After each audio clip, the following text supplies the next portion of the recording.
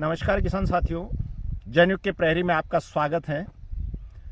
जैविक के इस क्रांति लाने के क्रम में मैं आज आया हूँ नीमच जिले के रामपुरा तहसील के एक किसान हैं जो कि औषधीय फसल का उत्पादन करते हैं। गांधी सागर के नज़दीक में इनका एक गांव है।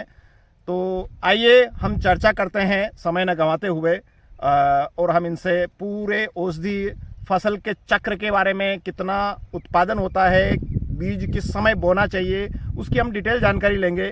तो नमस्कार। नमस्कार सर। श्री राम जी भाई साहब, नमस्कार। तो हमारे किसान साथियों को जो भी हमारे इस वीडियो के माध्यम से देख रहे हैं, उनको आप ये इस फसल के बारे में परिचय कराइए। सबसे पहले तो आपका परिचय दीजिए। नाम श्री राम पाटीदार, पिता सत्यनारायण जी पाटीदार, गांव भमेसर, तहसील रामपुरा, विकासखंड मनासा, जिला नीमच। मैं मध्य प्रदेश का किसान हूं। विगत में 2019 से 24 तक अभी 4-5 साल से सीम पुष्टि अश्वगंधा की औषधि की खेती कर रहा हूं। इसमें सितंबर और अक्टूबर का महीना एक नंबर उपयुक्त समय है। इसमें अगर अपन फसल लगाते हैं 130 दिन में फसल परिपक्व होके निकल जाती है। और ये इसमें 3 किलो सीड लगता है 1 बीघे में, और छींटक विधि से भी होती है, सीड ड्रिल से भी होती है। दोनों इसे किसान अपनी जैसी सुविधा से दोनों से कर सकता है। श्री राम जी भाई साहब, आप जैसा कि बता रहे हैं कि सीम पुष्टि अश्वगंधा का जो ये बीज है, इसकी ये वैरायटी होगी। वैरायटी ये सीमेप लखनऊ का सीड है जी। ये मुझे सीमेप से मिला है। वर्ष में 3 बार वहाँ से लखनऊ से वैज्ञानिक आते हैं मेरे पास, और बराबर उनकी निगरानी में काम करता हूँ। सीमेप मुझे सीड देता है, मैं तैयार करके वापस सीमेप को देता हूँ। सीमेप से मैं यहाँ से फार्म भर के जिन किसानों को मांगता हूँ उनका बराबर बीज आता है, उनको देता हूँ वापस। आदान प्रदान इस प्रकार से मेरा 4-5 साल से चल रहा है। अच्छा, ये मतलब ये आप जो बीज की जो प्रजाति बता रहे हो, इसको बोने से और दूसरी हम जो बोते हैं उसमें क्या पैदावारी में फर्क पड़ता है? बहुत फर्क है, उसमें जमीन आसमान का अंतर है। इसको अपन गिल्ली को 1 कुंटल को जड़ को काट के सुखाएंगे तो उसमें 50 किलो रहेगी, और वो देशी वाली में 25 से 28 किलो ही रहेगी। उसमें और इसमें ये अंतर है, इसमें मॉइस्चर पानी की मात्रा बहुत कम है। उसमें छिलका हो या पाउडर हो, गीला और उसमें सेम वजन है। वो सूखेगा तो मॉइस्चर पानी सूखेगा। अधिक पानी अगर मान लो होता है तो फसल को नुकसान होने की संभावना रहती है। ज़्यादा ये कंपनी की फसल है, इसमें 4 पानी 90 से 100 दिन की फसल हो जाए, फिर इसमें पानी की आवश्यकता नहीं है, फिर इसको नहीं पिलाना है। और 30-30 दिन 35-35 दिन के अंतराल पे इसको पानी देना है। और जितनी अगर एक बार पौधा 4 से 6 पत्ते हो गए, फिर उसके बाद में 35-40 दिन में पानी देना है। जितनी नमी अंदर रहेगी वो जड़ अपने आप, अगर आपने 15-15 20-20 दिन के अंतराल में पानी दिया तो फिर वो साइड में रूट फूट देगी, वो ताकत नीचे नहीं लगाएगी, वो अपना पेंसिल माल एक जम चिकना नहीं निकलेगा। तो इसको हमारे किसान साथियों को थोड़ा ये भी आप थोड़ा सा अवगत करवाइए कि इसका हकाई से लगा करके बीज बोने से इसकी जो जर्मिनेशन होता है वहाँ तक थोड़ा सा आप इसमें गाइड करिए हमारे किसानों को। हकाई तो जैसे अपने गेहूँ, धनिया, मेथी, रायड़ा, सरसों उस पर नॉर्मल वे से अगर मान लो कि अपने को चयन कर लेना है गर्मी में कि भाई इस खेत में अश्वगंधा लगाना, उसमें गर्मी में पलटी प्लो से उस मिट्टी को थोड़ी, इसमें जितनी ओसर जमीन होगी उसमें जड़ इतना बढ़िया प्रोग्रेस करेगी। क्या ये रेतीली मिट्टी जो होती है इस प्रकार की बलुई मिट्टी, उसमें भी हो जाता है? उसमें बहुत बढ़िया होगी। अच्छा, एक नंबर माल निकलेगा उसमें, फ्रेश माल निकलेगा, बहुत गजब की होगी उसमें। बहुत सारे किसान साथी ये सोचते हैं कि हमारे को रेतीली जमीन है या नहीं होगी, काली दोमट मिट्टी, बलुई मिट्टी या नहीं होगी। ये सभी प्रकार की मिट्टी के अंदर उत्पादन देने वाली औषधि फसल है ये, जिसके बारे में हम इनसे और अभी चर्चा कर रहे हैं और डिटेल में हम इनसे जानेंगे कि इसको सबसे पहले हम बुआई, ये छिड़काव विधि से इनकी बुआई की जाती है, और बुआई करने के बाद में तुरंत बाद हमें पानी देना रहता है। पानी देना, और 1 सप्ताह 7 दिन बाद दूसरा पानी देना है। और अगर मान लो बीज अपन ने 24 घंटे पहले पानी में भिगो दिया तो 12 से 15 दिन में जर्मिनेशन हो जाएगा। अगर सूखा खेत में डाला है तो फिर 15 से 18 दिन लेगा। तो बीज उपचार के लिए क्या करना पड़ता है हमें? पहले डाइथेम 45 है, 22 है, बाजार में बहुत सारी अलग अलग कंपनी आ रही, 3 से 5 ग्राम। ऑर्गेनिक तरीके से अगर मान लो इसका ट्राइकोडर्मा से हम कर सकते हैं? ट्राइकोडर्मा से कर सकते हैं। अगर वो नहीं मिले तो गौमूत्र से भी कर सकते हैं। ठीक है। गौमूत्र और चूना, हाँ, दोनों का उससे 1 नंबर। कितनी उसमें मात्रा रखना चाहिए? गोमूत्र तो कम मात्रा में, वो भिगो के उसमें थोड़ा चूने की डड्डी डाल दो और भूगे के निकाल दो, उससे कोई बढ़िया उपचार की दवाई नहीं। इसमें और कोई खाद वगैरह कुछ देने की आवश्यकता इसमें पड़ती है? खाद अगर गोबर की पकी हुई खाद है तो एक नंबर है।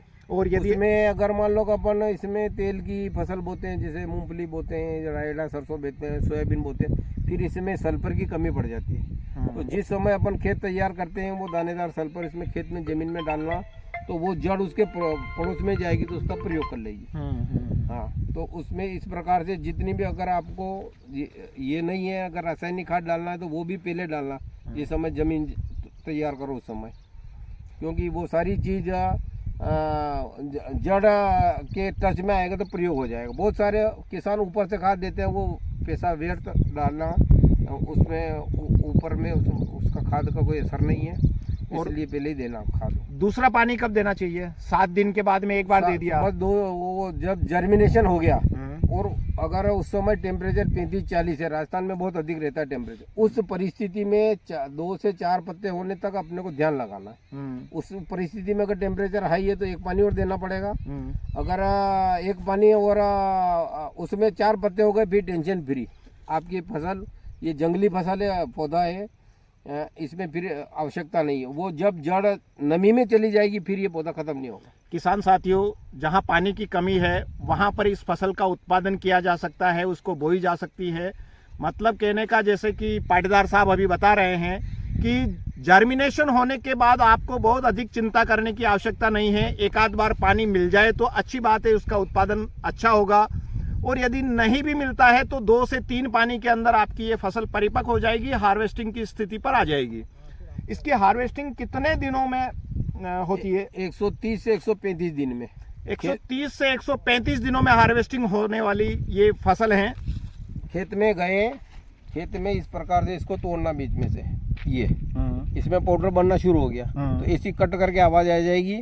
और खेत पे गए 135 दिन के बाद में यहाँ से जड़ को काटी, घर पे लाके रख दी। अगर 3 दिन में 4 दिन में सिकुड़ती नहीं है तो अपनी फसल परिपक्व हो गई। तो ये मतलब मैक्सिमम कितनी बड़ी तक हो जाती है? ये इसमें 1 से 1.5 फीट, 2 फीट, 3 फीट, 3 फीट तक की निकाली मैंने। किसान साथियों, अभी ये पूरी पकी नहीं है, अभी इसकी हार्वेस्टिंग की स्थिति नहीं है। अभी आपने देख करके टेस्टिंग के लिए हमें बताया है, अभी इसमें थोड़ा टाइम है, 1 से 1.5 महीना, और उसके बाद में ये जेड़ आपकी 1 से 1.5 फीट तक इसमें बड़ी हो जाती है।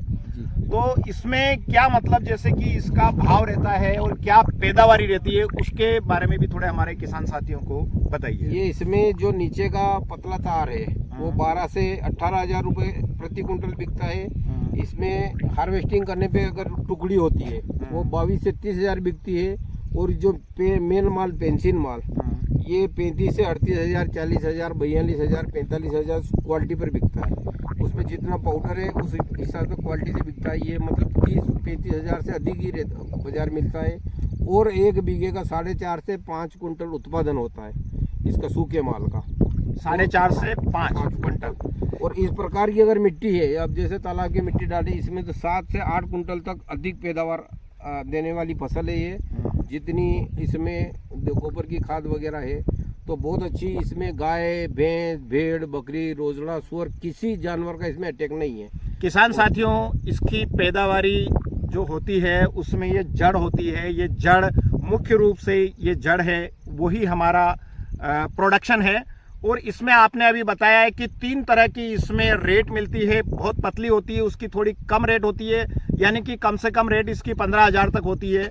और इससे थोड़ी सी मोटी होगी, वो लगभग 18 से 20,000, और इसका 30 से 35,000 तक इसकी रेट 40,000 तक भी रहती है।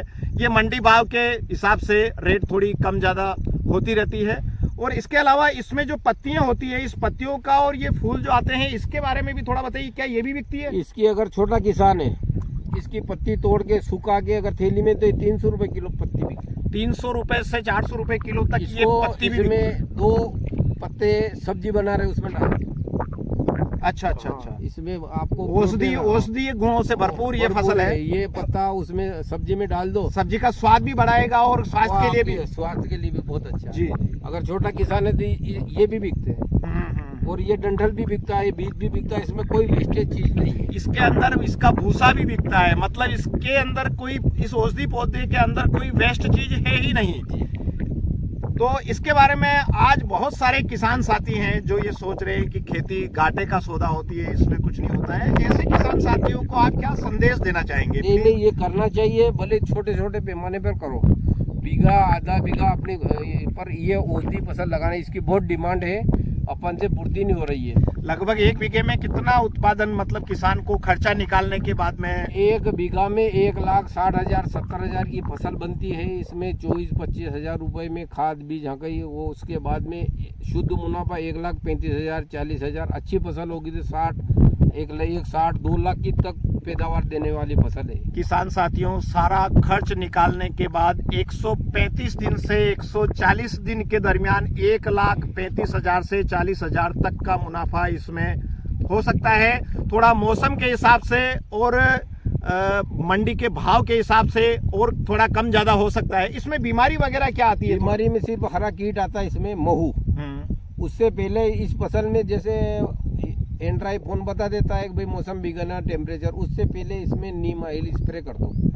नीम ऑयल स्प्रे अगर आपके इसमें खेत में, तो महू आपके खेत में बैठेगा नहीं।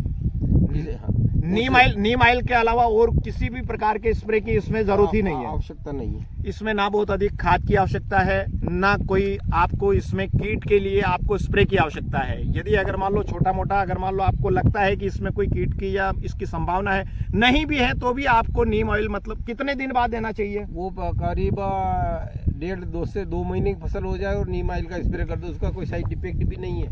2 महीने की फसल होने के बाद में इसका नीम का स्प्रे कर देना चाहिए, ताकि इसमें कोई बीमारी है तो चली जाएगी, नहीं है तो नहीं आएगी। जी। हम जनुक के प्रहरी में अब इसी क्रम में और आगे बढ़ेंगे और इसी प्रकार की औषधि और जैविक कृषि की फसल के बारे में आपको जानकारी देते रहेंगे। वीडियो को लाइक करिए। आप कोई अगर मान लो इससे संबंधित और कोई अगर मान लो आप जानकारी चाहते हैं तो प्लीज़ कमेंट करके हमें ज़रूर बताइएगा।